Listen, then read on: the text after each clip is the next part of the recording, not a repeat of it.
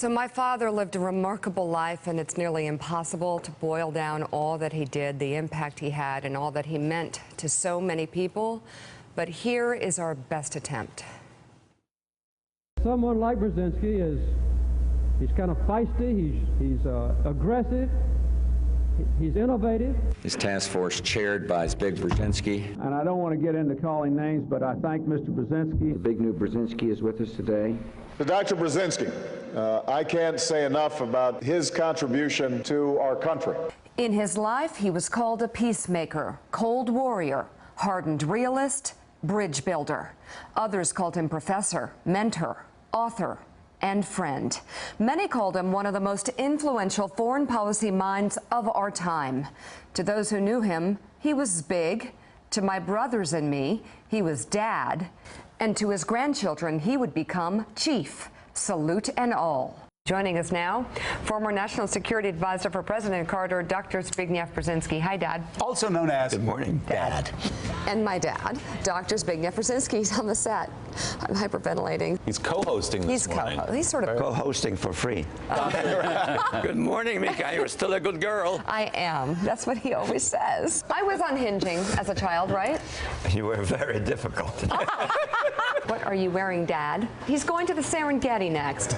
Mika, I'm sitting here in this ice box. If you were sitting here, you'd be wearing a fur coat. Zbigniew Brzezinski was born in Warsaw, Poland in 1928 with a family legacy deeply immersed in diplomacy and some of the 20th century's most momentous challenges. His father was a Polish diplomat who posted to Germany from 1931 to 35, where he witnessed the rise of Adolf Hitler. From 1936 to 38, Tadeusz Brzezinski was posted to the Soviet Union during Stalin's purges. In 1938, the family moved to Canada, where a young Brzezinski would see his homeland crushed, first by Hitler's Germany and then Stalin's Russia, a communist takeover that would set in motion a decades-long crusade against the USSR. World War II and the disappearance of Poland, and then the extraordinary violence that was perpetrated on Poland did affect my perception of the world. Brzezinski earned a doctorate at Harvard, where he met and married his wife of almost 60 years, a young Wellesley grad, painter and sculptor Emilia Anna Benish. But their time at Harvard was limited. Brzezinski would initially be denied tenure and instead take his immeasurable talents to Columbia. 2 years later, Harvard offered me a permanent chair as full professor. I said, thank you very much. I prefer to be where I am.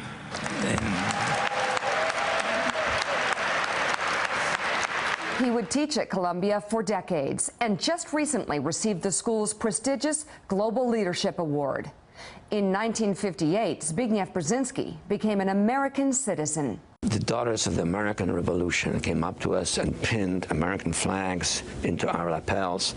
And I remembered in my case, she drew a lot of blood. And I said to myself, well, now I have really shed my blood for America. During those years, Brzezinski's foreign policy work focused on one overriding goal: how to exploit weaknesses in the Soviet system.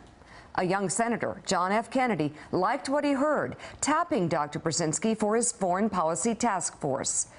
Years later, Brzezinski would brief President Lyndon Johnson and take on a role at LBJ's State Department.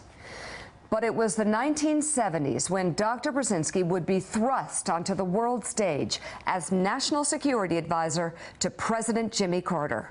The first order of business?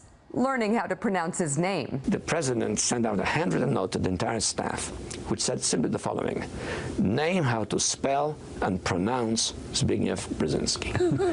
Dr. Zbigniew Brzezinski rolls off the tongue. You know where I screwed up? The W should be an F. They spelled it wrong on your book. Zbigniew. Zbigniew. Now spell that. Z-B-I-G-N-I-E-W. You are by far the best guest we have ever had in terms of accumulated Scrabble points. Very good. Soon enough, Zbigniew Brzezinski did become a household name. As Newsweek noted decades ago, something only possible in America. when I was sworn in with the cabinet members. I walked from that to my new office, and I remember I said to myself, from now on for the next 4 years, everything will be dominated with what is good for America, what is good for the presidency, and I'm just going to give it my all. That included playing a pivotal role in the 1978 Camp David Accords, bringing together the leaders of Egypt and Israel for an historic peace treaty.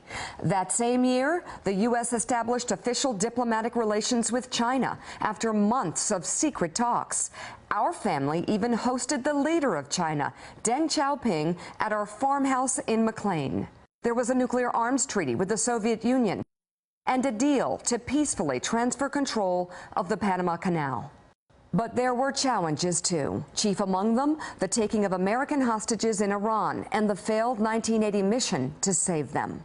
I went in to see the president. I interrupted him. I told him, I have to speak to you immediately. And we went into the other room, and I told him, and then I said to him, look, sometimes in a situation like this, one takes a chance. I was rather perhaps not responsible of me to say that to him, but I did. And I said, why don't you ask the field commander whether he wants to proceed with the rest of the mission? And the president phoned the Secretary of State, Defense, and we asked, and he said, no, if it's below the minimum, we don't go on. So the order was given, depart, go back. And that's when the accident occurred.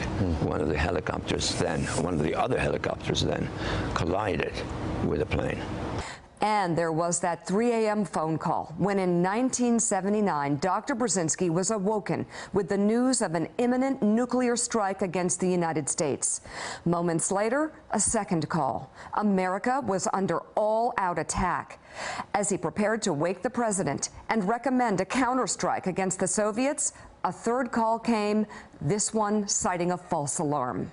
It was one of the moments that helped forge a lasting bond between the president and his advisor, though they didn't always see eye to eye. I've got pictures of you jogging with the president. He wrote on this photograph, it's big.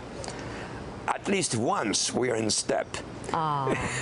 Which is an allusion to the fact that in privacy I would sometimes take a different position than his, and then we would discuss it. And I remember one day his secretary came to my office with a kind of slight sneer on her face and had an envelope on it in her hand.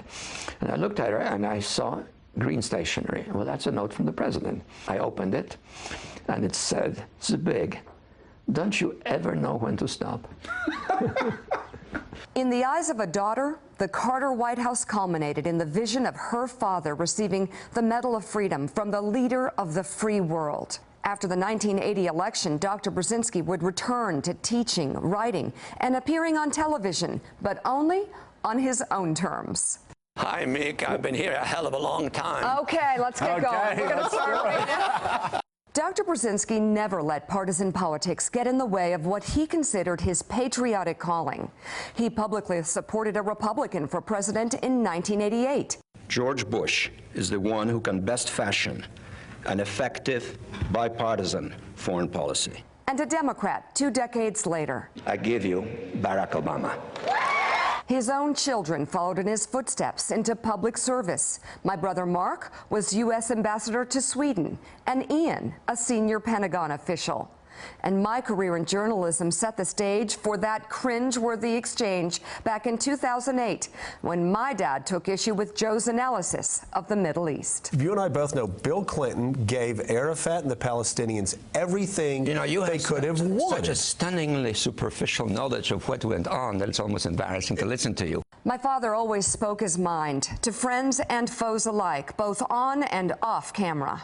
Always driven by a strategic vision to make the country that opened its arms to his family a safer and stronger nation. Dr. Zbigniew Brzezinski, my dad, our chief, was 89 years old. Thanks for checking out MSNBC on YouTube, and make sure you subscribe to stay up to date on the day's biggest stories. And you can click on any of the videos around us to watch more from Morning Joe and MSNBC. Thanks so much for watching.